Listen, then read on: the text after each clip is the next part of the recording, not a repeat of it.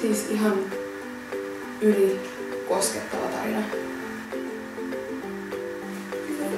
Siis siinä kohtaa, kun mä täysin, että tää elävä ihminen, että se oikeasti se kuolee, niin mun oli pakko lopettaa tämän kirjan lukeminen. Siis mua sattui niin paljon sieluun. Kyllähän tää kirja oikeastaan oli ihan paska. Ei oikeastaan olemassa yhtään hyvää kirjaa. Kaikki kirjallisuus on ihan turhaa. Kyllä minä nyt tiedän, mikä on hyvä ihmiselle. Kyllä mä oon elänyt teitä paljon pidempään. Pääsin sivulle 3 ja jääkiekko MM-kisatkin alkoi. Ja kyllähän MM-kisat vei tämmöisen kirjan lukemisen ihan 6-1. Tai väärinpäin.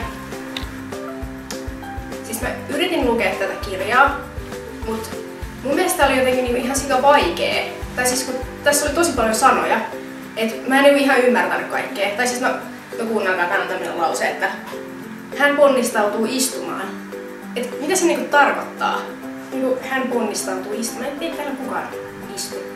Tai siis, niin. Tai oli tosi vaikea kirja. Mä en oo itse asiassa yhtään varma, että osais mä lukea. Me uskomme, että sinä pystyt parempaan. Haasta itsesi. Jenny Downham, Ennen kuin kuolen.